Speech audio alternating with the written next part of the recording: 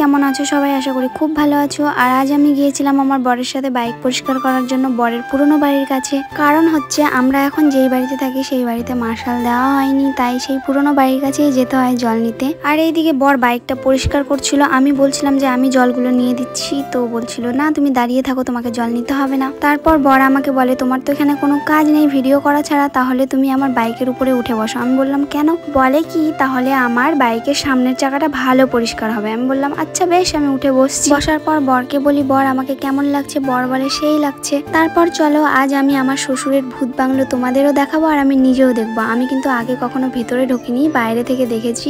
আজ আমি বাড়ির ভিতরে ঢুকে আমিও দেখবো আর তোমাদের সাথেও ভিডিও করে শেয়ার করব। আর এই দিকে দেখতে পাচ্ছ ছোট্ট একটা ঠাকুর ঘর, এটা আমার শাশুড়ি মার ঠাকুর ঘর, কিন্তু এখানে আর এখন পুজো দেওয়া হয় না, কারণ এখানে ঠাকুর সব নতুন বাড়িতে নিয়ে চলে যাওয়া হয়েছে। তাই জানো তো সাইডে না পুরনো বাড়ির বাথরুম ছিল, কিন্তু সেটা আমার বর ভিডিও করেনি, সেটা নিয়েই আমরা হাসাহাসি করছিলাম। আর বাড়ির ভিতরে ঢোকার জন্য সামনের গেটের দিকে যাচ্ছিলাম। আচ্ছা তোমরা আমার সামনে যেটা দেখতে পাচ্ছ সেটাকে ইদারা না কুয়ো বলো। যাই হোক, আমি বরকে জিজ্ঞেস করছিলাম যে এই জলটা কেউ ব্যবহার করে না।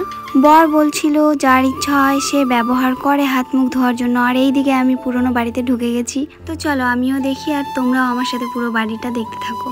আর তোমাদেরকে আগেই বলেছি এখানে এখন কেউ থাকে না, তাই সেরকম ভাবে পরিষ্কার করাও হয় না। আর পুরো বাড়িটা তো ভেঙে গেছে দেখতেই পাচ্ছ। আর এইদিকে ছিল ছোট্ট একটা পেয়ারা গাছ, পেয়ারা গাছে আবার ছোট ছোট পেয়ারাও ধরেছিল। আর আকাশটা দেখো কতটা সুন্দর লাগছে দেখতে। সাইডে ছিল একটা পুঁইশাক গাছ, শাকগুলো কিন্তু খুব সুন্দর হয়েছে। আর আমার বর কিন্তু পুঁইশাক খেতে খুব ভালোবাসে। তোমরা কে কে পুঁইশাক খেতে ভালোবাসো অবশ্যই কমেন্ট করে জানিও। আর একটা কথা, আমার শ্বশুর বাড়ি কিন্তু পুরো গ্রামের মধ্যে। তোমরা কে কে গ্রাম পছন্দ করো এবং গ্রামে থাকো আমাকে অবশ্যই কমেন্টে জানিও। আর হ্যাঁ, আমার কিন্তু এই জায়গাটা খুব ভালো লেগেছে, তাই তোমাদের সাথে শেয়ার করলাম। তোমাদেরকে বললাম না এটা ভূত বাংলো হয়, এবার সত্যিই প্রমাণ করে দিচ্ছি এটা ভূত বাংলো। ভয়ে তো ভিতরে ঢুকিনি, ভিতরে ঢোকার সাথে সাথে দেখো একটা বাদুর উড়ে গেল। আমার তো প্রচুর ভয় লাগছিল, ভিতরে প্রচুর অন্ধকার ছিল আর ইঁদুরের মাটিতে ভরে ছিল একদম।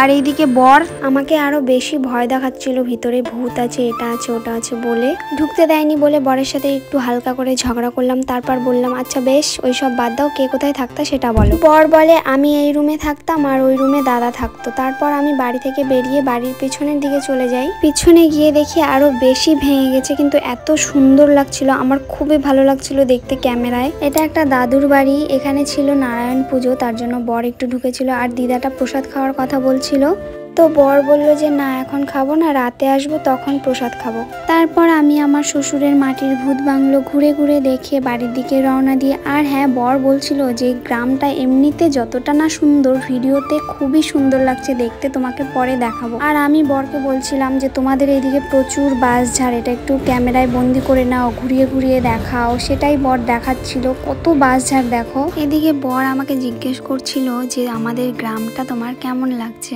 পছন্দ হয়েছে কিনা বলো। আমি বললাম খুব ভালো লাগছে। তারপর আমি চলে যাই আমার সতীনের কাছে, গিয়ে এটাই বলছিলাম যে এই হচ্ছে আমার সতীন। তারপর বাড়ির দিকে চলে আসি। জানো তো বাইকে ওঠার পর না আমি ভিডিও করি না, জানি না কেন আমার ভয় লাগে, মনে হয় ফোনটা পড়ে যাবে। তারপরেও আজকে একটু করে নিয়েছি ভিডিও।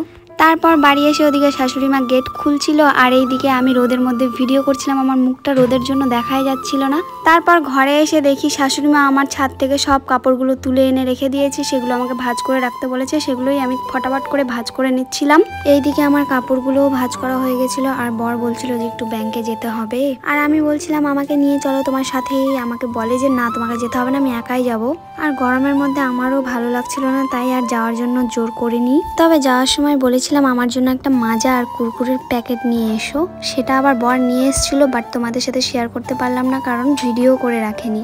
আর এইদিকে আমার বরের দুষ্টুমি দেখো, ও না সবসময় এইভাবেই আমার সাথে হাসি মজা করে। আর এইদিকে বর বলছিল যে আমি তাহলে ব্যাংকে গেলাম, তুমি বাইরে মন্দিরটা পরিষ্কার করে দিও। আর সত্যি বলতে আমার একটুও ভালো লাগছিল না, তার জন্য আমি বলছিলাম যে আজকে করব না, কালকে পরিষ্কার করে দেবো। আর এইদিকে বর ব্যাংকে চলে যায় আর আমার ভিডিওটাও এখানে